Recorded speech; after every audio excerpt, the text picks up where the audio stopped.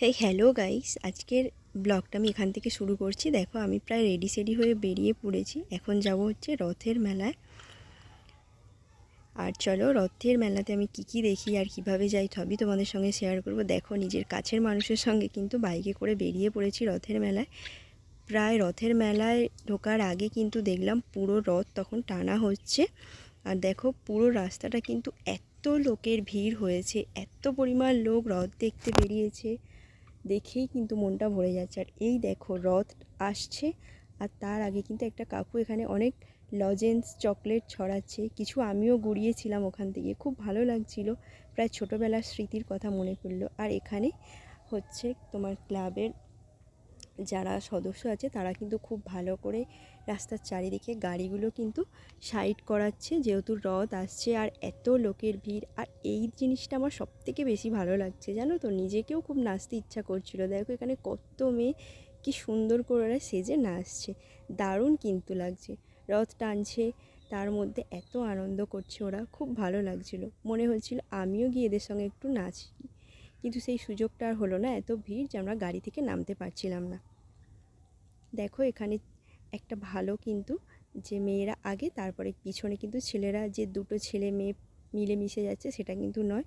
আর এই দেখো বলতে বলতে আমাদের জগন্নাথ চলে এসছে। কত লোক, এই যে এখানে একটা মাসিমা কিন্তু ঝাড়ু দিয়ে রাস্তা পরিষ্কার করছে, তারপরে কিন্তু রথ কত লোক টানছে। আর খুব সুন্দর করে কিন্তু হরে কৃষ্ণ নাম ওরা করছিল। আমি অডিওটা তোমাদের দিতে পারছি না, একটু প্রবলেম রয়েছে। আর দেখো এখানে জগন্নাথ দেবকে সবাই কিন্তু পয়সা দিচ্ছিল, দিলে ওরা কিন্তু ওপর থেকে কিছু প্রসাদও দিচ্ছিল, ঠিক আছে। আর লোকের ভিড়টা দেখো, কত লোক বেরিয়েছে রথ দেখতে। আমি তো প্রায় আমার এই এলাকায় এই প্রথম আমি এই বড় রথ দেখতে পেরোলাম।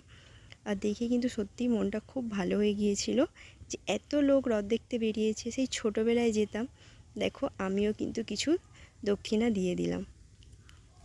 চারিদিকে এত মানুষের ভিড়, মনে যেন সবার একটা আনন্দের প্লাবন বয়ে চলেছে। আর এই দেখো প্রসাদ গুড়িয়ে আমিও একটু খেয়ে নিলাম, আর এনাকেও একটু খাইয়ে দিলাম। দেখো প্রথমে জগন্নাথ দেব, তারপরে কিন্তু এখানে ছিল সুভদ্রা, আর পিছনে ছিল বলরাম। আমি সেই পিকচারটা ক্যাপচার করতে পারিনি। আর দেখো এই যে এখানে এই মহাপ্রভু দেবগুলো, এরা কিন্তু ইস্কন থেকে এসেছিলো। কি সুন্দর হরিনাম করছিল এরা, মনটা কিন্তু ভরে যাচ্ছিল। আর তোমরাই বলো, রথ দিয়েই তো বাঙালির প্রত্যেকটা পুজো শুরু হয়, তাই না? বাঙালির আষাঢ় মাস থেকেই তো আমাদের একটা করে অনুষ্ঠান শুরু হয়ে যায়। এখানে এত লোকের ভিড়, সবাই কিন্তু এই দেখো এত কাছ থেকে এসে আমার কিন্তু মনটা আরও ভরে গেল। কত প্রসাদ দিচ্ছিল দেখো, আমিও কিন্তু এখান থেকে একটা প্রসাদ নিয়ে নিয়েছিলাম, আবার দক্ষিণা দিয়ে দিলাম। যত দক্ষিণা দেবো ততই প্রসাদ পাবো। দেখো তোমাদের সঙ্গে কথা বলতে বলতে আর প্রায় 1 ঘন্টা রথ টানার ভিতরে ভিড় ঠেলে কিন্তু আমরা মেলার ভিতরে ঢুকে পড়েছি। আর মেলাতে এতটা পরিমাণে ভিড় যে কিছু কিনবো, ভালো করে দেখবো, সেটা তো করাই যাচ্ছিল না। আমি জাস্ট মেলার ভিতরের একটু ভিডিওগুলো নিয়ে নিয়েছি। দেখো যেহেতু আমি লাঞ্চের থালি করি ভিডিওতে দেওয়ার জন্য, তাই আমি কিছু এখানে আমার সরঞ্জাম কিনে নিলাম। আর মেলাতে আমি কোনো প্লেস পাইনি, অনেক ঘুরে ঘুরে খিদে পেয়ে গিয়েছিল। দেখো কাছের মানুষটা খাইয়ে দিচ্ছে, তাও মেলার ভিতরে, বলছে ফটো তোলো ফটো তোলো, আমাকে ক্যামেরায় নাও। এই অনুভূতিটা সত্যিই একটু আলাদা, তাই না? দেখো আমাদের এখানে রথের আরও একটা বিশেষত হচ্ছে, এখানে কিন্তু প্রচুর চারা গাছ বিক্রি হয়। রথে আসা মানেই তোমার চারা গাছ কিনতে হবে। দেখো প্রত্যেকটা কত দোকান, প্রায় 7 থেকে 10টা চারা গাছের দোকান বসেছে। সব তো ঘুরিয়ে দেখানো সম্ভব নয়, কিছু কিছু তোমাদের সঙ্গে শেয়ার করলাম। আমিও চলে এলাম গাছ কিনতে। জানো তো আগের বছর গিয়েও আমি কিছু ফুলের চারা কিনেছিলাম, তার মধ্যে আমার কিছু মারা গেছে, সেই চারাগুলো আমি এইবারে আবার নেব এখানে। তো এখানে চারার দোকানে এসে পড়েছি, আর দাম আরে জিজ্ঞাসা করছি। এখানে বেশিরভাগ জানো তো লতানো গাছ ছিল। এই যে দেখো এই ফুলের গাছটা আমার খুব পছন্দ হয়েছিল, কিন্তু গাছটা লতানো ছিল। আমার সেরকম কিন্তু বাড়িতে জায়গা নেই লতানো গাছ লাগানোর, তাই মনটা একটু খারাপ হয়ে গেল যে আমি লতানো গাছ নিতে পারবো না। এরপরে আমি চলে গেলাম কিন্তু এই একটা গাছ ভুটানি জুঁই, যেটা আমি আগের বছরের রথে গিয়ে প্রথম দেখেছিলাম মেলায়। এই গাছ আমি কিনে এনেছিলাম, আমার কিন্তু গাছটা মারা গিয়েছিল। তাই এখানের এই দোকানের কাকুর থেকে আমি এই গাছটা কিনে নিলাম। আর চারা গাছের এত দাম নাই এই সময়ে, অন্য সময় থেকে কিন্তু অনেকটাই বেশি। কিন্তু কি করব বলো, মেলায় গিয়েছি, চারা গাছ পছন্দ নিতে হবে না। এই দেখো, এরপরে এই যে লাল ফুলটা, এটা হচ্ছে পুরুষ ফুল, এটা কিন্তু আমার বাগানে একটা আছে। আর এই দেখো, ইনি আর একজন, যেই গাছগুলো আছে সেই গাছগুলোই বারবার করে আমাকে নিতে বলছে।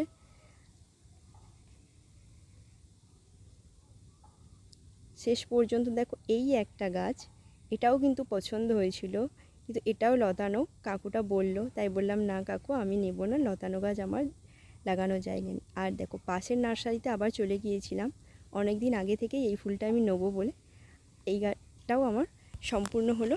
মোট দুটো আমি ফুলের চারা নিলাম। এই চারাটা নিলাম, এই চারাটা কিন্তু 70 টাকা দাম বলেছিল, কতটাই বেশি তাই না বলো। শেষ পর্যন্ত কিন্তু আমি ওখান থেকে 50 টাকা দিয়ে চারাটা, অনেক বলে বলে চারাটা নিয়ে নিয়েছি 50 টাকা দিয়ে। এইভাবে কিন্তু মেলা ঘোরা সম্পন্ন হলো। শেষে তো খুব খিদে পেয়ে গিয়েছিল, আর মেলায় গিয়েছি, কিছু না খেলে হয় বলো। তাই জন্য তো একদম শেষে এসে মেলারই একটা দোকান থেকে আমরা এগরোল কিনে খেয়ে নিলাম। মেলায় এসছি, অন্য দোকানে খাবো, সেটা হতে পারে না।